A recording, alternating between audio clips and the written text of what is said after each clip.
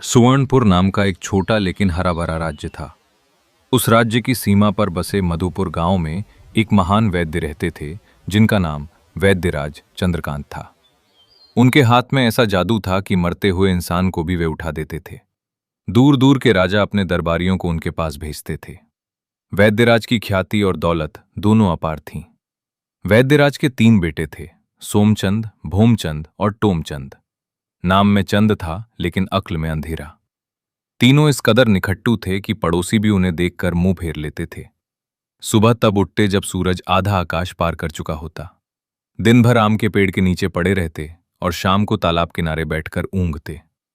वैद्यराज जब भी उन्हें टोकते तो सोमचंद कहता, पिताजी आपने इतना कमाया है कि 5 पीढ़ियां बैठकर खाएं तब भी बचेगा, तो हम क्यों माथा पचाएं। भोमचंद कहता, पिताजी हमारा तो जन्म ही राजाओं जैसा है। और टोमचंद बस डकार लेकर करवट बदल लेता। समय बीतता गया। वैद्यराज बुढ़ापे और बीमारी से थक गए। जब उन्हें लगा कि अब बहुत कम समय बचा है, उन्होंने तीनों को बुलाया। वैद्यराज ने कहा, बेटों, मेरी दवाइयों का ज्ञान तो तुमने सीखा नहीं, लेकिन 3 चीजें दे रहा हूं, संभाल कर रखना। उन्होंने सोमचंद को एक पुरानी संदूकची दी जिसमें रंग बिरंगी मिट्टी की गोलियां थीं। भोमचंद को एक टूटी हुई बांसुरी दी और टोमचंद को एक फटा हुआ पुराना नक्शा दिया। तीनों ने मुंह बनाया। वैद्यराज ने अंतिम सांस के साथ कहा, याद रखना, दुनिया असल को नहीं देखती, दिखावे को देखती है। और जब होश न काम आए तो बेहोशी ही रास्ता दिखाती है। और वैद्यराज चले गए। पिता के जाने के बाद घर का खजाना 6 महीने में चुक गया। सोमचंद की पत्नी बड़ी चतुर थी। एक दिन उसने कहा, वो संदूकची पड़ी है घर में, बाजार में जाकर वैद्य बनकर बैठो, पिताजी का नाम काम आएगा। सोमचंद ने वो संदूकची उठाई, माथे पर सफेद पट्टी बांधी, गले में तुलसी की माला डाली और बाजार के एक कोने में चादर बिछाकर बैठ गया। संदूकची ऐसे खोलकर रखी जैसे उसमें ब्रह्मांड का रहस्य हो, जबकि उसे खुद नहीं पता था कि वे गोलियां किस काम की हैं। 3 दिन तक कोई नहीं आया। चौथे दिन एक अमीर जमींदार हाथापाई करते हुए आए। उनका बेटा 3 दिन से बेहोश पड़ा था। राजवैद्य भी हार मान चुके थे। सोमचंद घबरा गया। मुझे तो एक खांसी का इलाज भी नहीं पता, बेहोश आदमी को कैसे ठीक करूं। लेकिन पिता की बात याद आई, दुनिया दिखावे को देखती है। सोमचंद ने बड़े इत्मीनान से संदूकची खोली। एक लाल गोली उठाई, सूंघा, फिर रखी। एक पीली उठाई, रोशनी में देखा, फिर रखी। फिर नीली उठाई और गंभीर मुद्रा में बोला, जमींदार जी, आपके बेटे पर किसी की नजर पड़ी है। ये गोली पानी में घोलकर उसकी नाक के पास रखिए और मेरे कहे अनुसार 3 मंत्र पढ़िए। जमींदार ने पूछा, कौन से मंत्र? सोमचंद ने मन ही मन सोचा, अब क्या बोलूं। तभी उसे बचपन में दादी का एक लोरी वाला टोटका याद आया जो वे बुखार में सुनाती थीं। उसने वही तुकबंदी बड़े रहस्यमय अंदाज में बोल दी। जमींदार घर गया। उसने वैसा ही किया। असल में उसके बेटे को किसी जहरीले कीड़े ने काटा था, जिसका असर अपने आप 3-4 दिन में उतर जाता था। वो पहले से ठीक होने की राह पर था। उसी रात उसे होश आ गया। जमींदार दौड़ते हुए सोमचंद के पास आए, पैर पकड़ लिए। वैद्यराज के बेटे हों वैद्यराज के, चमत्कार कर दिया। उन्होंने 500 सोने की मोहरें दी और पूरे बाजार में ढिंढोरा पिटवा दिया। सोमचंद रातों रात मशहूर हो गया। लेकिन उसकी मशहूरी एक दिन एक बड़ी मुसीबत बनकर आई। सुवर्णपुर के राजा प्रताप सिंह की इकलौती बेटी को एक अजीब बीमारी हो गई थी। वो दिन रात हंसती रहती थी, बिना किसी कारण के। हंसते हंसते उसका पेट दुखने लगता, आंखों से पानी आने लगता। राजवैद्य से लेकर देश विदेश के हकीम हार मान चुके थे। राजा के सिपाही सोमचंद को उठा लाए। राजा ने कहा, यदि राजकुमारी ठीक हो गई तो मुंह मांगा इनाम, नहीं हुई तो सुबह तलवार। सोमचंद रात भर राजकुमारी के कमरे के बाहर बैठा सोचता रहा। अंदर से हंसने की आवाजें आती रहीं। वो अपनी संदूकची खोलकर गोलियों को उलट पुलट करता रहा। आधी रात को एक दासी चाय लेकर आई। सोमचंद ने उससे पूछा, ये हंसी कब से शुरू हुई? दासी बोली, महाराज की बहन का एक तोता था जो बहुत मजेदार बातें करता था। राजकुमारी उसे बहुत प्यार करती थी। जब तोता मर गया तो राजकुमारी बहुत रोई। उसी रात से यह हंसी शुरू हुई। सोमचंद समझ गया, ये दुख का उल्टा असर था। तीव्र सदमे में कभी कभी इंसान बेतहाशा हंसने लगता है। सुबह सोमचंद ने राजा से कहा, महाराज, राजकुमारी को कोई शारीरिक बीमारी नहीं है, उनका दिल टूटा है। मेरे पास एक दवा है, लेकिन साथ में एक काम और करना होगा। राजकुमारी के लिए ठीक वैसा ही एक तोता लाइए जो उनके वाले जैसा बोलता हो। राजा ने तुरंत पूरे राज्य में खोज करवाई। एक बोलने वाला तोता मिला। सोमचंद ने एक गोली पानी में घोलकर राजकुमारी को दी, जो असल में सिर्फ रंगीन मिट्टी थी, और तोते को कमरे में छोड़ा। तोते की पहली बात सुनते ही राजकुमारी की बेतुकी हंसी रुक गई। वो रोने लगी, असली रोना। और जब दिल का दुख बाहर निकला तो 3 दिन में वो पूरी तरह ठीक हो गई। राजा ने सोमचंद को राज्य का मुख्य वैद्य बना दिया और एक बड़ी हवेली दे दी। जब भूमचंद को भाई की सफलता की खबर मिली तो वो भी टूटी बांसुरी लेकर घर से निकल पड़ा। वो पड़ोसी राज्य रत्नगढ़ पहुंचा। रत्नगढ़ में इन दिनों बड़ी अफरा तफरी थी। राजा भवानी प्रसाद के राज दरबार में हर रात एक भूत आता था, ऐसी अफवाह थी। दरबार का सबसे बड़ा कमरा रात को बंद रहता था और उसमें से रोने, कराहने और अजीब आवाजें आती थीं। 3 पहरेदार डर के मारे बेहोश हो चुके थे। राजा ने घोषणा की थी कि जो इस भूत का पता लगाएगा उसे राज्य का कोतवाल बनाया जाएगा। भूमचंद ने सोचा, चलो किस्मत आजमाते हैं। वो राजा के दरबार पहुंचा और खुद को एक प्रसिद्ध भूत भगाने वाला ओझा बताया। रात को उसे उस कमरे में बंद कर दिया गया। भूमचंद अंदर गया तो सच में डर गया। कमरे में साए साए की आवाज थी, कहीं से कराहने की आवाज आ रही थी। वो एक कोने में सिकुड़कर बैठ गया। हाथ में टूटी बांसुरी थी जिसे वो घबराहट में बजाने लगा। बांसुरी टूटी थी, इसलिए सुर की जगह एक बेसुरी, कर्कश, चीखती हुई आवाज निकली। उसी वक्त कराहना बंद हो गया। भूमचंद ने फिर बजाई, वही कर्कश आवाज। कुछ देर चुप्पी, फिर उसे दीवार के पीछे से खुरचने की आवाज आई। वो डरकर बांसुरी फिर बजाने लगा और उसी आवाज में रुकावट के साथ एक बिल्ली दीवार की दराज से निकलकर बाहर भागी।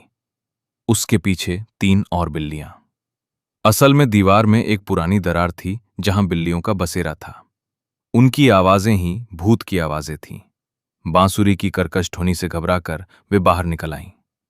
सुबह भूमचंद ने राजा से गंभीरता से कहा, महाराज, वो भूत नहीं था, एक नकारात्मक शक्ति थी जो बिल्लियों के रूप में छिपी थी। मेरी इस दिव्य बांसुरी की ध्वनि से वो भाग गई। राजा हैरान था। कमरे में बिल्लियों के बाल और निशान मिले। मामला सुलझ गया। भूमचंद को कोतवाल बना दिया गया। लेकिन कुछ हफ्ते बाद असली मुसीबत आई। पड़ोसी राज्य के एक कुख्यात डाकू दलबीर सिंह ने रत्नगढ़ के रास्तों पर आतंक मचा रखा था। व्यापारी लुट रहे थे। राजा ने नए कोतवाल भूमचंद को आदेश दिया कि जाओ और डाकू को पकड़ो। भूमचंद की रूह कांप गई, लेकिन जाना पड़ा। वो घोड़े पर बैठकर जंगल की ओर निकला। रास्ते में डर के मारे उसने अपनी टूटी बांसुरी बजानी शुरू की, बस मन को शांत करने के लिए। जंगल में वो बेसुरी कर्कश आवाज दूर दूर तक गूंजी। डाकू दलबीर सिंह उसी जंगल में अपने साथियों के साथ लूट का माल बांट रहा था। अचानक वो अजीब आवाज सुनकर सब रुक गए। एक साथी बोला, ये क्या आवाज है? दलबीर सिंह ने पहले कभी ऐसी आवाज नहीं सुनी थी। आवाज धीरे धीरे पास आ रही थी। डाकुओं का एक साथी बोला, सरदार, ये आवाज तो किसी मंत्र जैसी है। कहते हैं इस जंगल में एक सिद्ध तपस्वी रहते हैं जो दुश्मन को पत्थर बना देते हैं। दलबीर सिंह खुद अंधविश्वासी था। जैसे जैसे वो अजीब आवाज पास आने लगी, उसके हाथ पांव फूलने लगे। तभी पेड़ों के बीच से भूमचंद का घोड़ा निकला।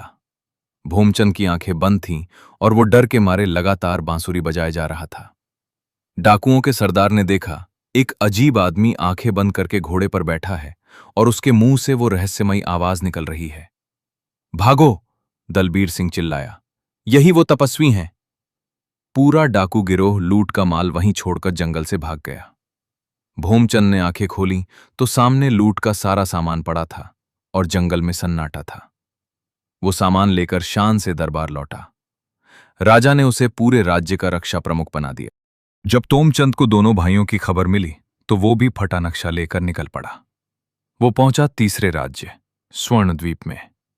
स्वर्णद्वीप का राजा धर्मपाल बहुत धार्मिक और भोला था। उसे यकीन था कि कहीं न कहीं एक ऐसा पवित्र सरोवर है जिसका पानी पीने से इंसान कभी बीमार नहीं पड़ता।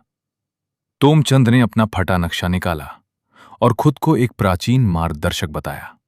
बोला, महाराज, ये नक्शा मेरे पुरखों का है। इसमें उस पवित्र सरोवर का रास्ता दर्ज है। राजा उत्साहित हो गया, बोला, अगर सरोवर मिल गया तो तुम्हें अपना खजाना मंत्री बनाऊंगा। तोमचंद ने नक्शा देखा। उसमें कुछ समझ नहीं आया क्योंकि वो फटा और धुंधला था, लेकिन उसने बड़े आत्मविश्वास से राजा की सेना के साथ चलना शुरू किया। जंगल में वो नक्शा देखकर अंदाजे से रास्ता बताता रहा। असल में वो पूरी तरह खो गया था। 3 दिन भटकने के बाद एक पहाड़ी पर पहुंचे। तोमचंद थक कर एक पत्थर पर बैठ गया। पत्थर के नीचे से पानी की हल्की आवाज आई। उसने पत्थर हटाया। नीचे एक छोटी सी जलधारा थी, क्रिस्टल जैसा साफ ठंडा पानी। पास के गांव वाले वहां पहुंचे तो उन्होंने बताया कि इस पहाड़ी के नीचे एक प्राकृतिक झरना है जिसका पानी सालों से औषधीय माना जाता है, लेकिन वे इसे राजा को बताने कभी नहीं गए थे। तोमचंद ने तुरंत राजा को बुलाया। महाराज, वही पवित्र सरोवर यही है, नक्शा सही निकला। राजा खुश हो गया। उसने वहां एक बड़ा मंदिर और सरोवर बनवाने की घोषणा की और तोमचंद को खजाना मंत्री बना दिया। लेकिन राजा का एक और सपना था। एक दिन उसने दरबार में एक बंद थैला रखा। मंत्री जी, राजा बोला, आप इतने ज्ञानी हैं, इस थैले में बिना खोले बताइए क्या है। तोमचंद का कलेजा मुंह को आ गया। उसने थैले को ध्यान से देखा। थैले में से हल्की सी खुशबू आ रही थी। थैला थोड़ा हिल रहा था, मतलब अंदर कुछ जीवित था। तोमचंद ने आंखें बंद की। मन में पिता की बात गूंजी, बेहोशी ही रास्ता दिखाती है। उसने आंखें बंद रखीं और बस जो पहले मन में आया वो बोल दिया, महाराज, इस थैले में एक फूल है और उस फूल के साथ कुछ ऐसा है जो हिलता है। राजा ने थैला खोला। अंदर एक गुलाब का गुच्छा था और उसमें एक छोटी सी तितली फंसी थी जो बाहर निकलने की कोशिश में पंख हिला रही थी। दरबार में सन्नाटा छा गया। राजा ने कहा, असाधारण, आपने फूल भी बताया, हिलती हुई चीज भी बताई। असल में खुशबू से फूल का अंदाजा लग गया था और हिलने से जीवित प्राणी का। तोमचंद ने बड़े संयम से कहा, महाराज, ये तो बस साधारण सी बात थी। राजा ने उसे अपना उत्तराधिकारी मंत्री घोषित कर दिया और अपनी भतीजी से उसका विवाह करा दिया। कुछ वर्षों बाद तीनों भाई एक उत्सव में मिले। रात को एकांत में बैठे तो सोमचंद बोला, भाई, मैंने रंगीन मिट्टी की गोली से राजकुमारी ठीक कर दी। भोमचंद हंसा, मैंने टूटी बांसुरी से डाकू भगा दिए। तोमचंद मुस्कुराया, और मैंने खुशबू सूंघकर राजमंत्री बन गया। तीनों एक साथ हंसने लगे, फिर चुप हो गए। आसमान की तरफ देखा। सोमचंद धीरे से बोला, पिताजी सच कहते थे, दुनिया असल को नहीं, दिखावे को देखती है, और जब होश न काम आए तो बेहोशी ही रास्ता दिखाती है। तीनों ने एक साथ अपने पिता को प्रणाम किया और फिर वे तीनों, जो जन्म से आलसी थे लेकिन किस्मत से राजकीय, अपने अपने ऐशो आराम की जिंदगी में लौट गए।